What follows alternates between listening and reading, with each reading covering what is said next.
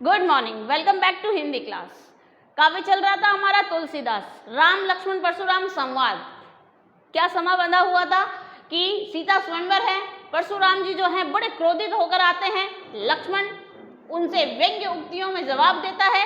क्यों? क्योंकि लक्ष्मण जो है वो चंचल है, वो उनसे जवाब पे उत्तर दिए जा रहा है। ठीक है, परशुराम भी क्रोधित स्वभाव के, लेकिन राम जो है वो विनयशील है, वो वहाँ शांति से खड़े हैं। देखते हैं, पहला पद में हमने पढ़ लिया था, लास्ट तक कहते हैं कि लक्ष्मण जो है उन्हें छेड़ते हुए या उनका जवाब देते हुए कहते हैं कि ये धनुरी तो है, हमने बचपन में बहुत सारी ऐसी जो है धनुरियाँ तोड़ी है, तो आपने ऐसी रीस यानी इतना क्रोध तो आपने कभी नहीं किया। ठीक है, इसी धनुष पर आपकी इतनी ममता क्यों है? तो वो सुनकर जो है क्रोधित होकर कहते हैं कि तुम जो है काल के वश में हो, तुम्हें अभी समझ नहीं है बोलने की।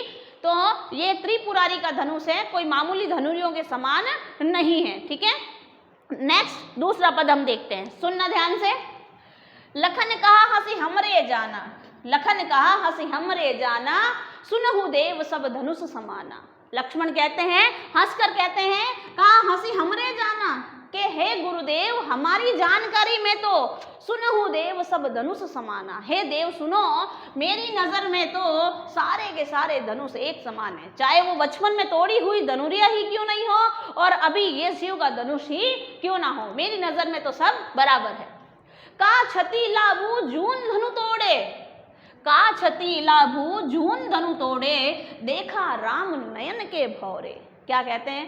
कहते हैं लक्ष्मण कह रहे हैं कि का क्षति, क्षति यानी हो गई हानि। क्या हो गई? हानि। कि क्या हानि हो गई और क्या लाभ हो गया। यहाँ पर जून का महीना नहीं है, यहाँ जून है पुराना। क्या है? पुराना।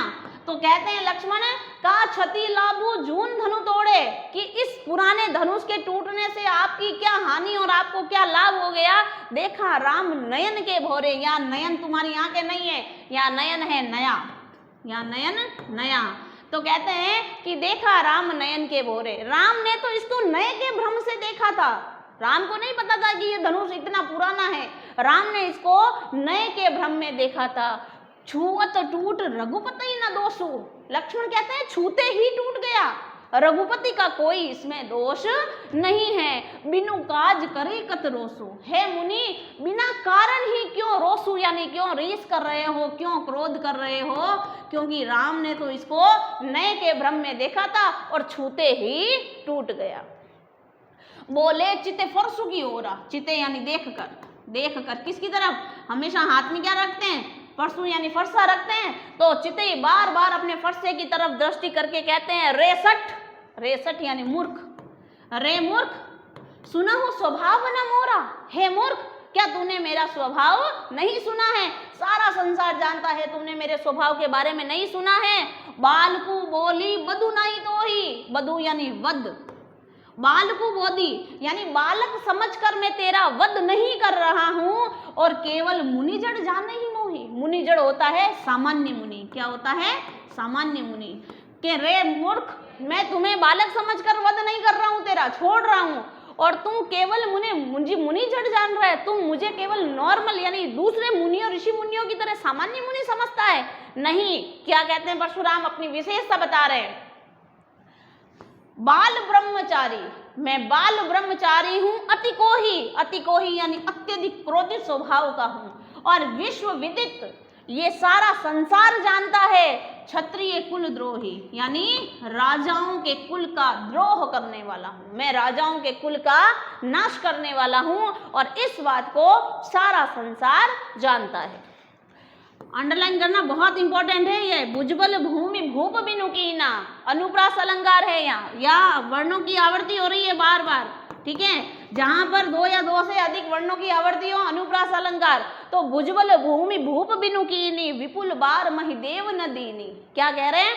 कि भुजबल यानी मैंने अपनी भुजाओं के बल पर इस भूमि को, भूप यानी राजाओं के बिना कर दिया, मैं राजाओं का शत्रु हूं और मैंने इस धरती को राजाओं से विहीन कर दिया। विपुल बार और सैकड़ों बार महिदेवन होता है ब्राह्मणों को, किसको?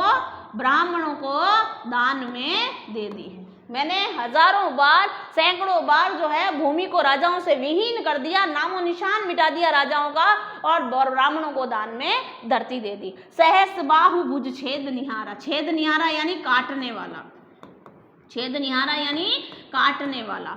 सहस्त्र बाहु जो पहले आया था, सहस्त्र बाहु सम रिपु मोरा, सहस्त्र बाहु राक्षस के समान तुम मेरे शत्रु हो।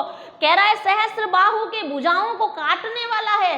परसु बिलोकु स्पर्शे को देख, महिप कुमारा, महिप यानी राजा, यानी हे राजा के पुत्र, हे राजकुमार, मेरे इस स्पर्शे को देख। इससे क्या है कि सैकड़ों बार मैंने जो है धरती को दान दे दिया ब्राह्मणों को, और सहस्त्र बाहु की भुजाओं को काटने वाला ये मेरा फरसा है। हे राजा के कुमार, इसे देख। क्या कहता है, मातु पितु जनी सोच बस, कि अभी अपने माता पिता को शोक के वश में कर देगा। सोच वश यानी होता है शोक के वश में कर देगा।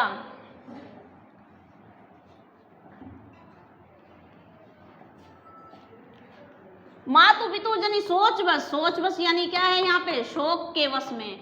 करसी महिष किशोर, महिष यानी राजा के कुमार, हे राजा के कुमार, अभी अपने माता पिता को तुम शोक के वश में कर दोगे। क्यों? मैं तुम्हारा वध कर दूंगा और तुम्हारे माता पिता किसमें, शोक में डूब जाएंगे।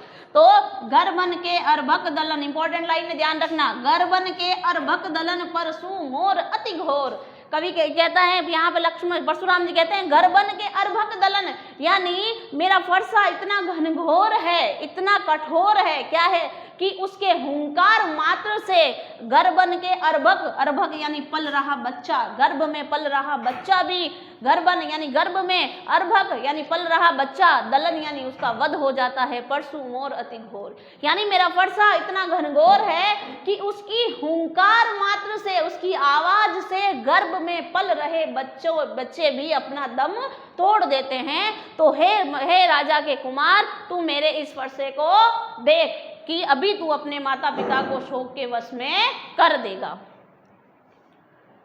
ठीक है, आज यहीं पर समाप्त होता है हमारा। अगला पद अगली क्लास में देखते हैं। Thank you.